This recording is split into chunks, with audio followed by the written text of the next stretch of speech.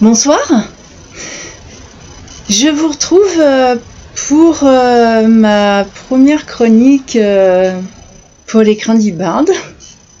C'est une première. Bon, pour vous, ça change peut-être pas grand-chose, sauf le lien de la chronique rédigée. Et aujourd'hui, je vais vous parler des irradiés des Gavards.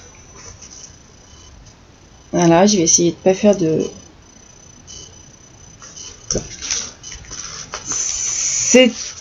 Voilà, bon, déjà la couverture, elle est... enfin... je saurais pas dire vraiment ce qu'elle exprime.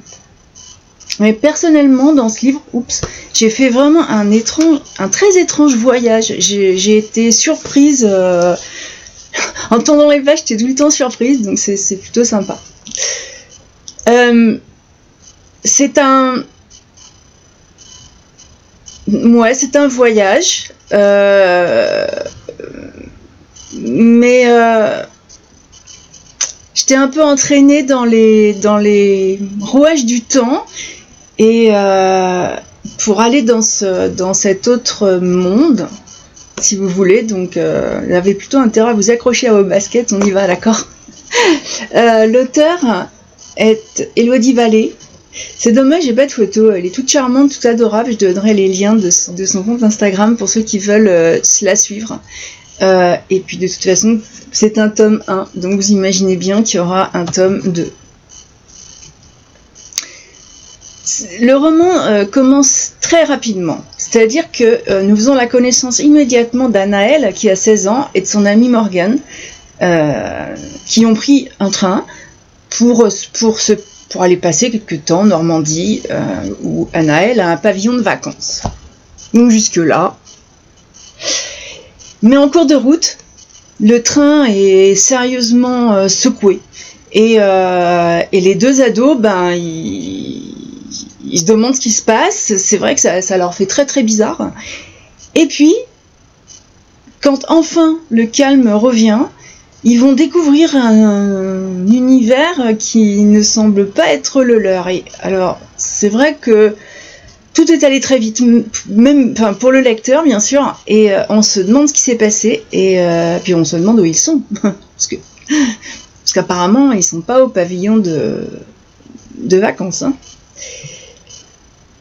Ils regardent un petit peu autour d'eux, ils vont découvrir la tristesse sur les visages, la destruction tout autour d'eux. Et puis, les enfants, ils sont un jour de marché sur une place, et les enfants sont très très rares. Ils se posent beaucoup de questions, et on peut se mettre à leur place. À un moment, ils trouvent un vieux parchemin, donc dans la boue. C'est un univers très très sombre. C'est pas un coin où on a envie d'aller en vacances. Et tout est boueux. Donc ils ramassent ce parchemin dans la boue, et ils réalisent qu'il est daté du 10 avril 2080. Donc bon, même si c'est très étrange, ils regardent bien autour d'eux, et en se disant, on ne peut pas nier l'évidence. Apparemment, on a fait un bond dans le temps. Alors, est-ce que c'est ça? Est-ce que c'est pas ça?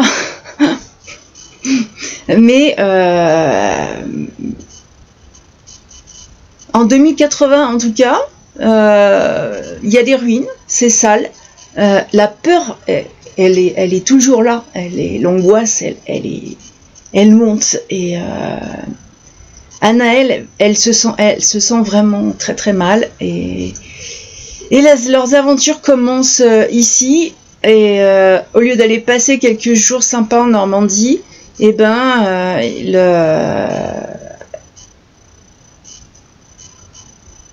vont partir, je vous assure, dans une très étrange aventure. Voilà. J'ai trouvé que l'auteur avait vraiment mis son décor et ces deux personnages en place assez rapidement, et on ne s'ennuie pas, franchement. Et puis ces deux ados, je m'y suis attachée tout de suite. C'est amusant parce que c'est pas un roman énorme, hein. Il fait alors que je dise pas de bêtises, il fait 203 pages. Donc 200 pages, on va dire. Et c'est vrai que mais par contre ce sont 200 pages qui sont vraiment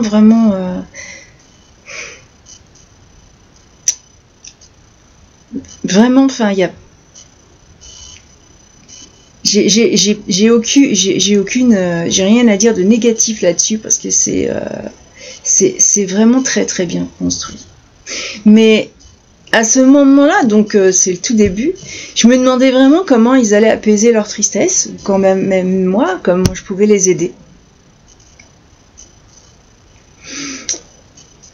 Les personnages qu'Elodie Vallée met en place sont vraiment inattendus. Et je vous promets que l'environnement qui va marquer votre esprit. C'est vrai que c'est un peu comme ça que j'évalue les romans.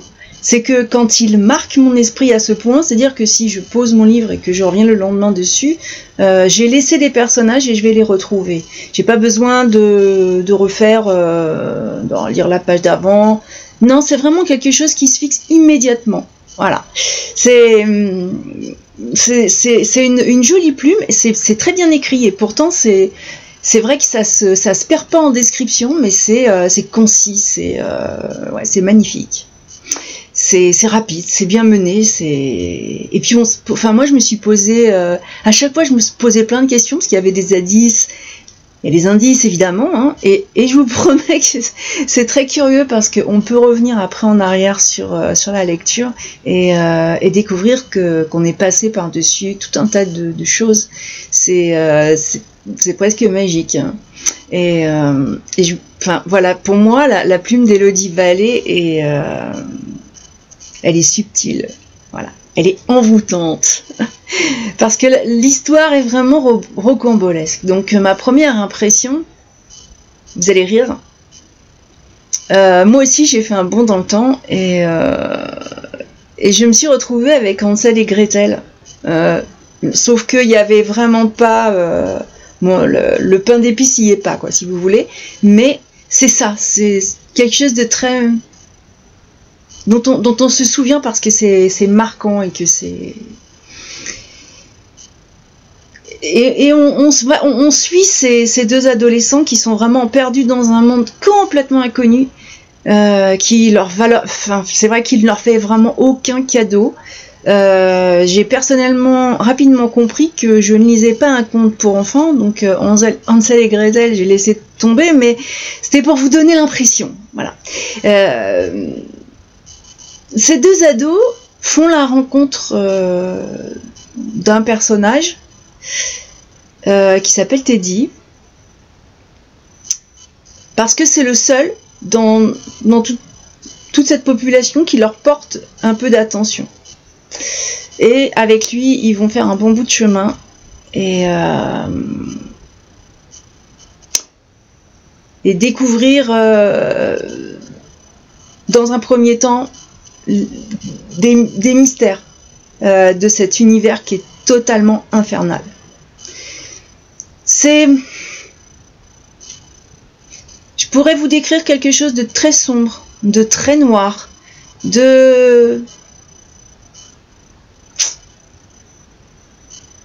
d'inacceptable. Puis on parle d'irradier, et pourtant,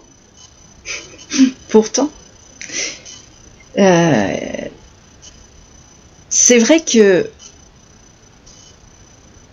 c'est pas si sombre que ça. Parce que, en tout temps, des hommes, des femmes ont résisté au pouvoir en place, au système corrompu. Et je me suis dit que j'allais en découvrir peut-être l'existence dans le prochain opus. Il y a un certain espoir, même si on est vraiment dans un monde très particulier. on est dans le futur, mais quelque part, pour beaucoup de choses, on est revenu sur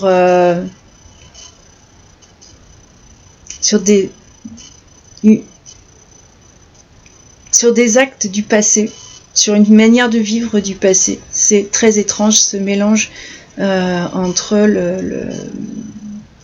ce que j'appelle de la dystopie. Et c'est plus une forme de science-fiction. Parce qu'on se retrouve entre l'ombre et la lumière. Il n'y a pas de pause.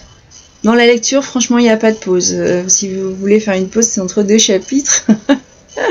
Parce que l'action est rapide et rien n'est jamais... Enfin, c'est vrai qu'on croit voir quelque chose, mais rien n'est jamais acquis. Il y a énormément de rebondissements, énormément de... et je vous dis, en 200 pages, c'est vraiment bien rempli. Et ça remet toujours en considération ce que je croyais savoir ou avoir découvert. Et il y a une sorte de course vers la liberté.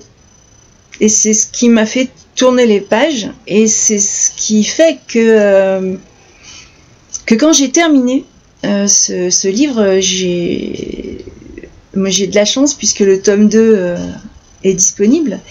Et je pense que une chose est sûre, c'est quelque part dans les abîmes meurtris de cette terre, il y a quand même le mal qui se répand. Donc je vais le découvrir un petit peu plus tard.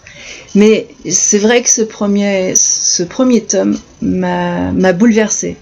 Mais vraiment au fond, hein, ça a touché quelque chose et j'ai vraiment besoin de savoir ce que ces personnages vont devenir.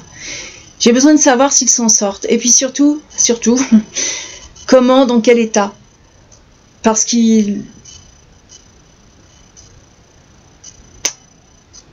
vivent l'inimaginable. C'est vraiment pas une lecture qui peut laisser indifférent qui que ce soit. Non, on en garde un souvenir. Mais je suis très impressionnée par la plume d'Élodie Vallée. C'est quand même une très jeune femme. Enfin, par rapport à moi. Elle dit dans sa petite biographie qu'elle a découvert la lecture avec Harry Potter.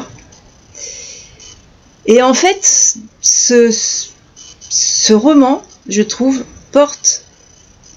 elle porte en elle toute cette génération des nouveaux lecteurs, justement, qui sont...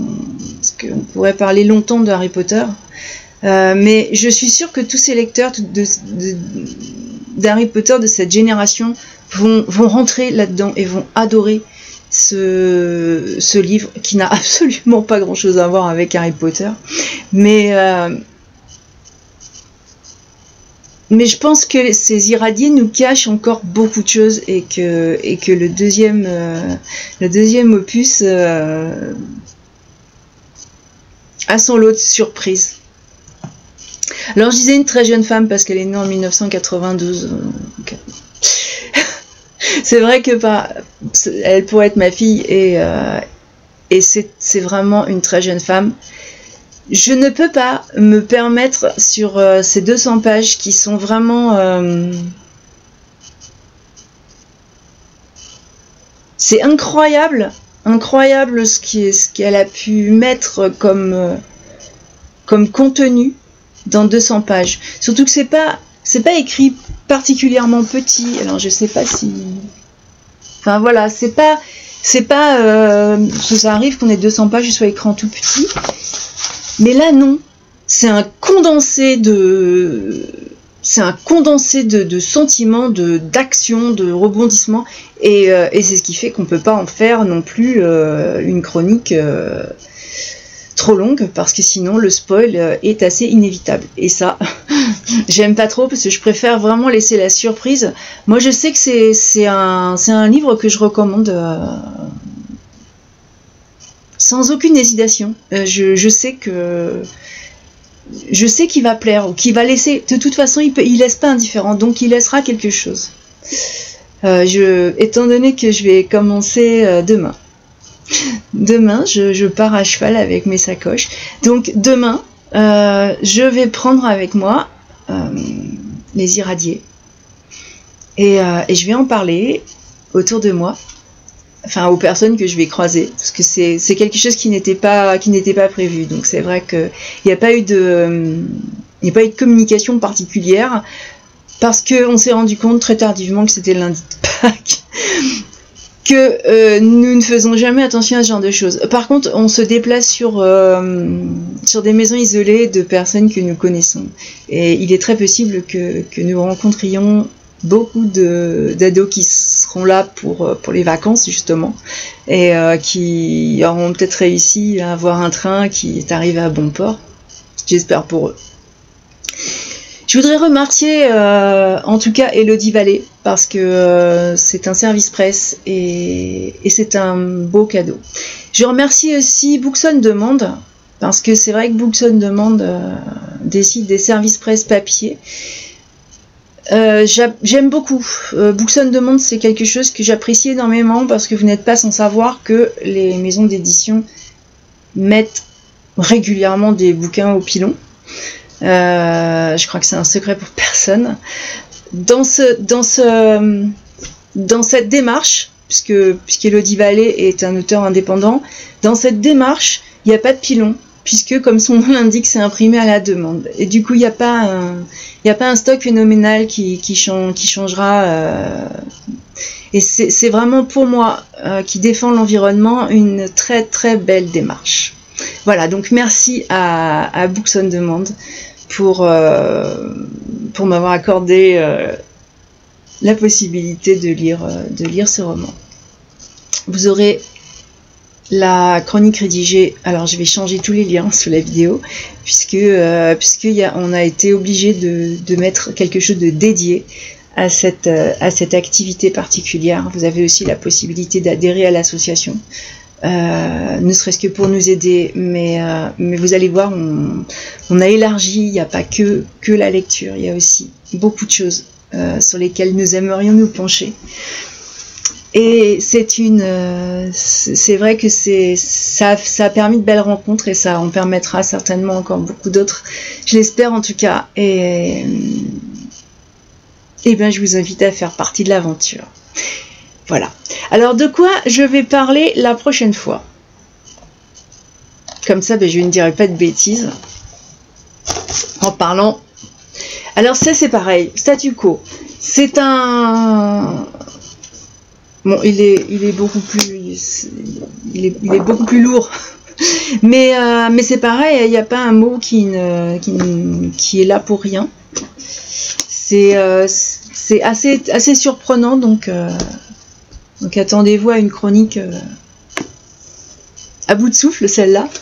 Et rappelez-vous, je vous avais parlé d'Outsphere, le 2, donc je m'étais jetée sur l'achat de celui-là, parce que franchement, ça m'avait laissé sur ma faim. Et même si je ne chronique pas que quand c'est un service presse, je vous en parlerai aussi. Voilà, parce que c'est un plaisir toujours renouvelé. Je vous souhaite un bon lundi de Pâques, et puis je vous dis à la prochaine. Bye bye.